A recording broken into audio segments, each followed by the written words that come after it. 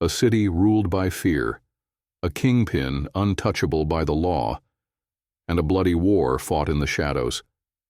This wasn't just crime. It was an empire. Politicians were bought, cops were owned, and those who dared to cross the line vanished. From underground casinos to brutal assassinations, this is the story of the cities where crime wasn't just a problem. It was in charge. And at the center of it all, the ruthless masterminds who built their empires and the shocking downfalls that followed. You think you know crime? Think again. Welcome to the real underworld. Chicago. The reign of crime and corruption. Chicago in the 1920s and 1930s was a city synonymous with crime, violence, and corruption. At the heart of its infamy stood the notorious gangster Al Capone, whose control over the city's underworld turned Chicago into a battleground for organized crime. The city became a hub of bootlegging, gambling, and illegal activities, with criminal empires flourishing under the Prohibition era. Capone's rise to power was fueled by the Volstead Act, which banned the sale of alcohol, creating a lucrative black market that mobsters eagerly exploited. Capone, known for his ruthless efficiency and strategic intelligence, orchestrated an empire that extended into politics, law enforcement, and legitimate businesses. Capone's operations were based in the south side of Chicago, where he established a vast network of speakeasies, illegal breweries, and distribution channels.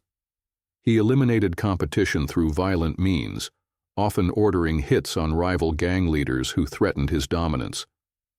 One of the most infamous events of this period was the St. Valentine's Day Massacre in 1929, where 7 members of the North Side Gang, led by George Bugs Moran, were executed by men dressed as police officers. The massacre sent shockwaves across the nation, cementing Capone's reputation as a feared and powerful crime boss. Despite his involvement in countless crimes, Capone managed to evade the law for years, largely due to the corruption that plagued Chicago's government and police force. Officials and officers were often on the payroll of criminal syndicates, allowing mobsters to operate with impunity. Beyond Capone, Chicago's crime scene was dominated by multiple factions vying for control. Rival gangs engaged in street warfare, using machine guns and bombs to assert dominance over territories. Political figures were deeply entangled with criminal organizations, ensuring that laws were selectively enforced. Mayor William Hale Thompson, for instance, was known for his corrupt dealings with organized crime, allowing Chicago to become a haven for illicit activities. The city's police force, rather than cracking down on crime, often worked alongside mobsters, providing protection in exchange for bribes. Despite the violence, Capone maintained a Robin Hood-like image among some citizens, providing food and resources to the poor during the Great Depression. His influence extended into social circles, with high-profile connections in entertainment, business, and sports. However, the federal government was determined to bring him down, and it was ultimately tax evasion charges that led to his downfall. In 1931, Capone was convicted and sentenced to 11 years in prison, marking the beginning of the decline of his criminal empire. His incarceration signaled a shift in Chicago's crime landscape, but organized crime continued to thrive under new leadership. Even after Capone's fall, Chicago remained a hotbed for criminal activity. The outfit, the syndicate that Capone had once led, continued to operate under new bosses like Frank Nitti and Tony Accardo. The city's gambling, extortion, and labor racketeering rackets remained active well into the mid-20th century. While law enforcement gradually increased its efforts to curb organized crime, corruption and underground dealings persisted for decades. Today, Chicago still carries remnants of its criminal past, with some of its most infamous locations becoming tourist attractions.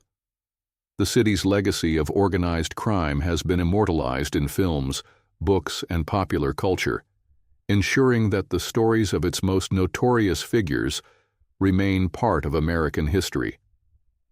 Though modern crime in Chicago has evolved from the days of bootlegging and speakeasies to gang violence and drug trafficking, the city's history as a crime capital remains an enduring part of its identity. New York City, the reign of the Mafia and organized crime. New York City has long been associated with organized crime, with its history deeply intertwined with the rise and fall of the American Mafia. From the early 20th century to the late 1980s, the city was effectively ruled by powerful crime families that controlled everything from labor unions to illegal gambling, drug trafficking, loan sharking, and political corruption. The infamous five families, the Gambino, Genovese, Lucchese, Bonanno, and Colombo families, were the backbone of organized crime in New York, exerting immense influence over the city's economy, government, and law enforcement. The roots of organized crime in New York stretch back to the early waves of Italian, Irish, and Jewish immigrants who sought opportunities, but also found themselves marginalized in a rapidly growing city. In the late 19th and early 20th centuries, crime syndicates formed to provide protection, employment, and financial services outside the law. However, it wasn't until the Prohibition era, 1920 to 1933, that these groups flourished, making millions through bootlegging operations. Mobsters like Charles Lucky Luciano, Meyer Lansky, and Frank Costello capitalized on the illicit alcohol trade, laying the foundation for modern organized crime. Luciano, considered the architect of the American Mafia, revolutionized the underworld by forming the Commission, a governing body that regulated organized crime activities and prevented internal conflicts. This structure allowed the Mafia to operate like a corporate entity, ensuring stability among rival families. Under this system, the five families divided territories and business interests, eliminating unnecessary bloodshed while expanding their influence. The Mafia infiltrated key industries, including construction, garbage collection, trucking, and longshoremen unions, controlling who got contracts and who stayed in business. One of the most notorious crime bosses in New York's history was Carlo Gambino, who ruled from the late 1950s until his death in 1976.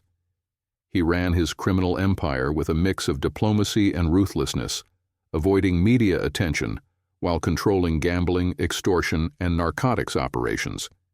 His successor, Paul Castellano, was less respected among his peers, leading to his dramatic assassination outside Sparks Steakhouse in 1985, orchestrated by John Gotti. Gotti, known as the Dapper Don for his flashy style and charismatic personality, became the most famous mafia boss in modern history. His downfall, however, came due to the testimony of his underboss, Sammy the Bull Gravano, who turned informant in exchange for a reduced sentence. The Mafia's grip on New York started to weaken in the 1980s and 1990s due to aggressive law enforcement crackdowns led by the FBI and the use of the Racketeer-Influenced and Corrupt Organizations, RICO Act. Major figures like Gotti, Vincent the Chin Gigante, and Carmine Persico were arrested and convicted, severely weakening the power of the crime families.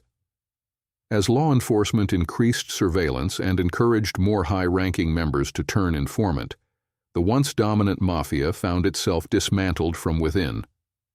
While organized crime still exists in New York, its influence has greatly diminished. Today, the city's underworld is more fragmented, with smaller gangs and foreign criminal organizations taking over certain rackets. However, the legacy of the Mafia era remains deeply embedded in New York's history. The city's landmarks, from Little Italy to the former social clubs of the five families, serve as reminders of a time when organized crime ruled the streets, shaping the course of politics, business, and culture in America's most iconic city. Las Vegas, the Mafia's desert empire. Las Vegas, the glittering oasis of neon lights and high-stakes gambling, was once ruled by the Mafia, turning the city into a money-making empire for organized crime.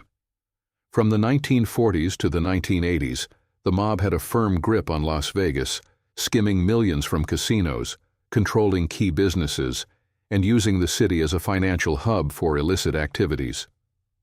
The rise of organized crime in Las Vegas was fueled by the vision of mobsters like Benjamin "Bugsy" Siegel, who saw the potential to transform a dusty desert town into a gambling paradise. Bugsy Siegel, a member of the Jewish-American Mafia, played a crucial role in shaping Las Vegas into the entertainment capital it is today. He was instrumental in the construction of the Flamingo Hotel, which opened in 1946 and set the standard for luxury casinos in the city.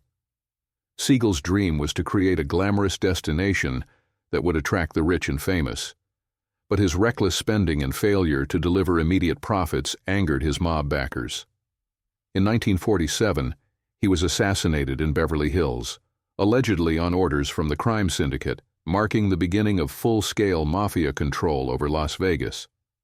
Following Siegel's death, organized crime families from Chicago, New York, and Kansas City took over the city's casinos, using them as cash cows for their criminal enterprises.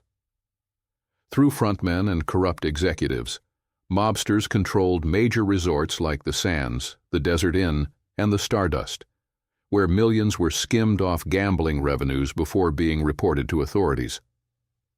The process, known as the skim, involved siphoning untaxed profits from casino earnings and sending them back to mafia bosses in other cities.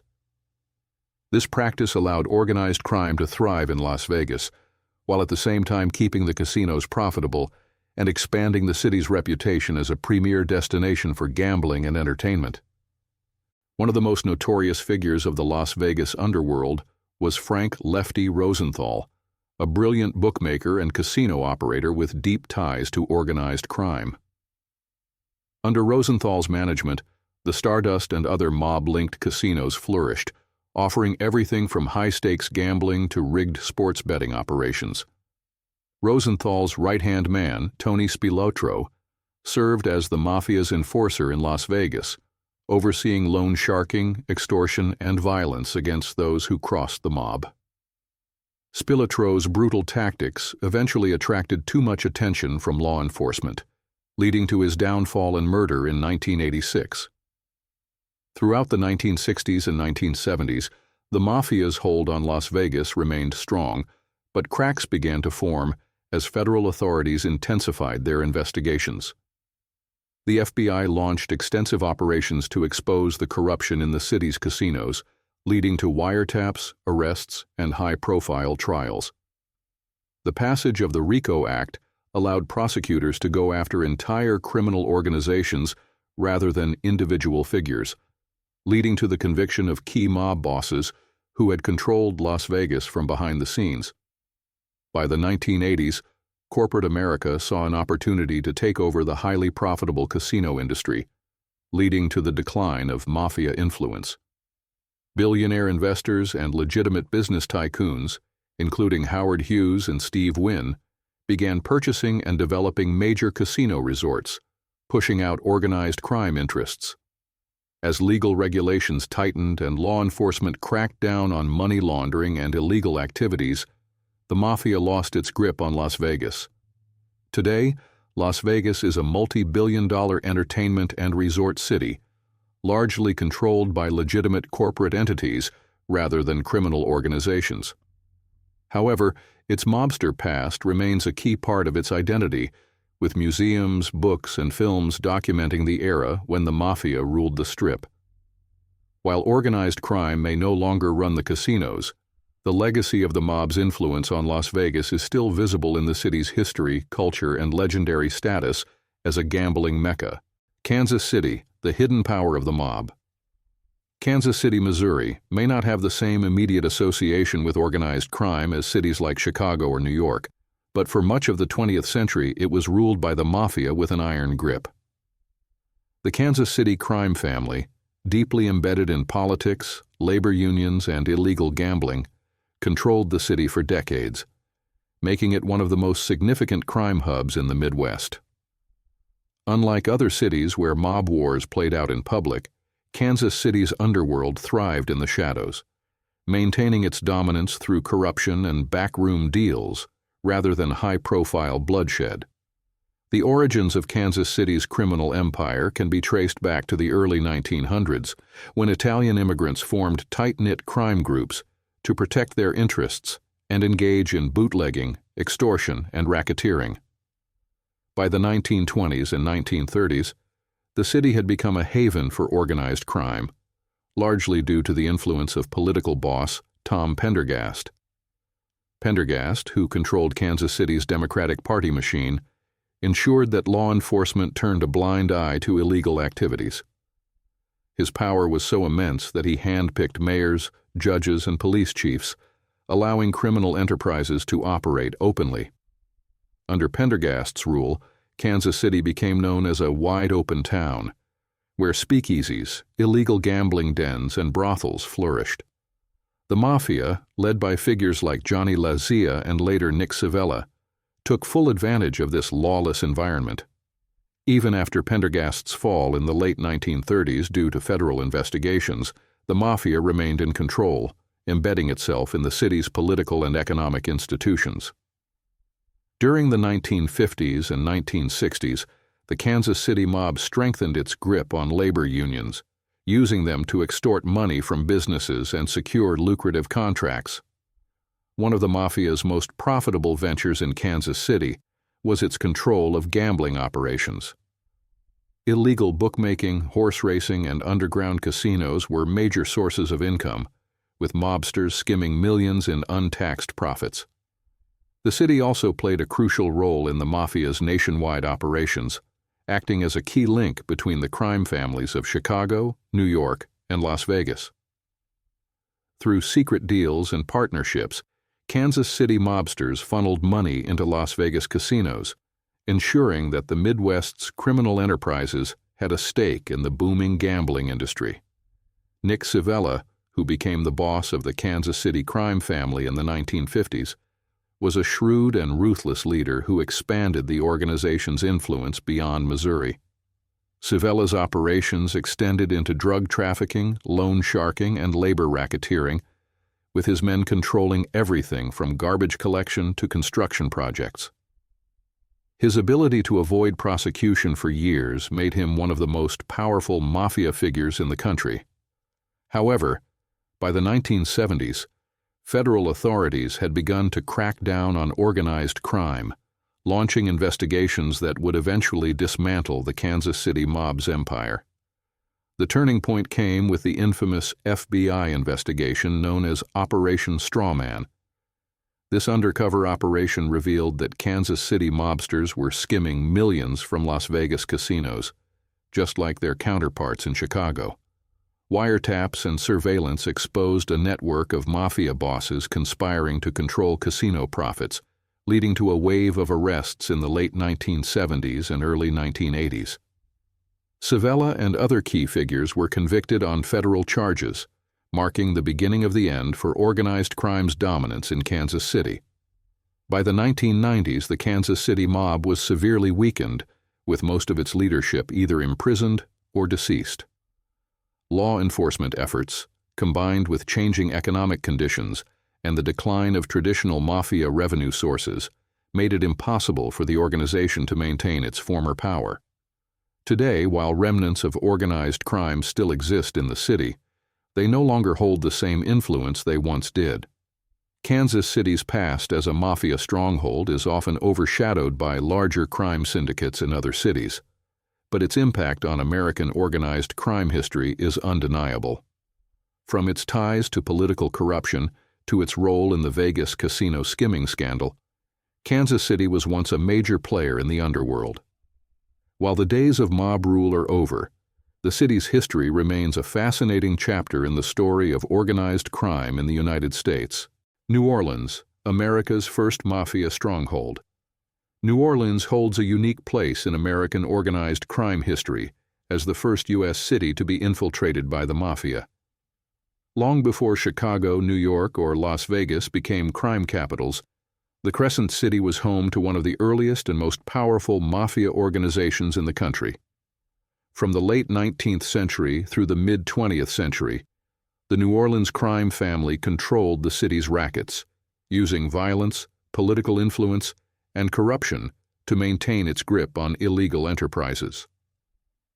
The roots of the New Orleans Mafia date back to the 1800s, when Italian immigrants, particularly from Sicily, settled in the city.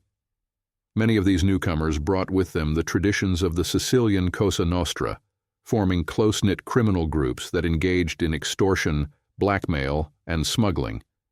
By the late 19th century, the Mafia had established a strong presence in the city's economy, particularly in the lucrative port industry, where they controlled shipping, dock labor, and the flow of goods in and out of the Gulf of Mexico. One of the most infamous early incidents involving the New Orleans Mafia was the assassination of police chief David Hennessy in 1890. Hennessy had been leading an investigation into Mafia activities and was murdered in a hail of gunfire as he walked home from work. His dying words, "The Dagos got me," ignited anti-Italian sentiment in the city and led to the mass arrest of Italian suspects. However, when the courts failed to convict the accused, an enraged mob stormed the jail and lynched 11 Italian men, one of the largest mass lynchings in American history. Despite this violent backlash, the Mafia remained entrenched in New Orleans, rebuilding its power in the years that followed. Throughout the early 20th century, the New Orleans crime family expanded its influence, with figures like Silvestro, Silver Dollar Sam Carollo, and Carlos Marcello rising to prominence.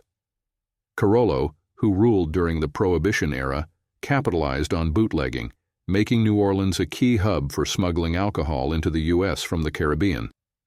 His successor, Carlos Marcello, would go on to become one of the most powerful and feared Mafia bosses in American history. Marcello took control of the New Orleans Mafia in the 1940s and ran the organization with an iron fist for nearly 4 decades. Under his leadership, the crime family expanded beyond Louisiana, establishing operations in Texas, Mississippi, and even parts of Florida. Marcello's empire was built on a variety of illegal activities, including gambling, loan sharking, narcotics trafficking, and labor racketeering. He maintained deep political connections, allegedly using bribery and intimidation to ensure that law enforcement and government officials turned a blind eye to his activities. One of the most controversial aspects of Marcello's reign was his alleged connection to the assassination of President John F. Kennedy. Some conspiracy theories suggest that Marcello, angered by the Kennedy administration's crackdown on organized crime, played a role in orchestrating the killing. Though no concrete evidence has ever directly linked him to the assassination, Marcello himself reportedly made cryptic remarks implying involvement. Regardless of the truth, his power was undeniable, and he remained a dominant figure in organized crime until his eventual arrest and conviction in the 1980s. As law enforcement intensified its efforts against organized crime in the late 20th century, the New Orleans Mafia's influence waned. The rise of federal prosecutions, the RICO Act, and the decline of traditional Mafia revenue sources weakened the organization. By the time of Marcello's death in 1993, the New Orleans crime family was a shadow of its former self, struggling to maintain relevance in a changing underworld. Today, while organized crime still exists in New Orleans, it is no longer dominated by the Mafia. Other criminal groups, including drug cartels and street gangs, have taken over many of the illicit activities once controlled by the Marcello organization. However, the city's past remains deeply connected to its Mafia history, with its legacy preserved in books, films, and historical accounts. New Orleans was America's first Mafia stronghold, and its role in shaping organized crime in the U.S. will never be forgotten. Detroit, the rise and fall of the Motor City Mob. Detroit, known as the Motor City for its role in the automotive industry, was also a major center for organized crime throughout much of the 20th century. From the Prohibition era to the late 1980s, the Detroit Underworld was ruled by the Mafia and violent street gangs, with crime families controlling illegal gambling, loan sharking, labor racketeering, and drug trafficking. Unlike other cities where rival gangs often engaged in bloody wars, Detroit's organized crime operated with remarkable stability, largely due to the secretive nature of its most powerful crime syndicate, the Detroit Partnership. Detroit's criminal past can be traced back to the early 1900s, when waves of European immigrants, particularly Italians and Jews, settled in the city. During Prohibition, 1920 to 1933, the city became a hotbed for bootlegging, given its proximity to Canada, where alcohol remained legal. Smugglers would transport liquor across the Detroit River, making the city one of the most important hubs for illegal alcohol distribution in the country. During this period, the Jewish American Purple Gang emerged as Detroit's most feared criminal organization. Led by figures like Abe Bernstein, the gang controlled liquor smuggling, extorted rival bootleggers, and carried out contract killings for the national Mafia. The Purple Gang's dominance, however, did not last long. By the 1930s, internal conflicts and increased law enforcement pressure weakened the group, allowing the Italian Mafia to take control of Detroit's underworld. The Detroit Mafia, known as the Detroit Partnership, was unlike other crime families in major cities. Instead of engaging in violent wars, the organization operated with strict discipline, avoiding media attention and law enforcement crackdowns. The founding boss, Angelo Mele, and his successors, such as Joseph Zerilli and later Jack Taco, built a criminal empire that lasted for decades. One of the Detroit Mafia's greatest strengths was its control over labor unions, particularly in the automotive industry. Through influence in the Teamsters Union and other workers' organizations, the mob secured lucrative contracts, extorted businesses, and laundered millions of dollars. Jimmy Hoffa, the famous labor leader and president of the Teamsters, had deep connections to the Detroit Mafia. Hoffa's disappearance in 1975 remains one of America's greatest unsolved mysteries, with many believing that he was murdered by the mob to prevent him from revealing secrets about organized crime's influence over the Union. During the mid to late 20th century, the Detroit Mafia expanded its operations into illegal gambling, particularly through underground casinos and sports betting. The organization also profited from loan sharking, charging high interest rates to desperate borrowers who risked violent retribution if they failed to pay. Despite law enforcement efforts to weaken the Mafia, the Detroit Partnership remained one of the most stable and well-organized crime families in the United States. However, by the 1980s and 1990s, the Mafia's influence in Detroit began to decline. Federal investigations, wiretaps, and the use of the RICO Act led to the arrests and convictions of high-ranking members. Jack Taco, the longtime boss of the Detroit Partnership, was convicted in 1998 for racketeering and conspiracy charges, signaling the end of an era. At the same time, the rise of drug cartels and street gangs began to replace the Mafia's control over illegal activities. While the Mafia had historically avoided drug trafficking due to the high legal risks, other criminal organizations, such as the Black Mafia Family, BMF, took over the city's narcotics trade, making drug dealing far more profitable than traditional Mafia rackets.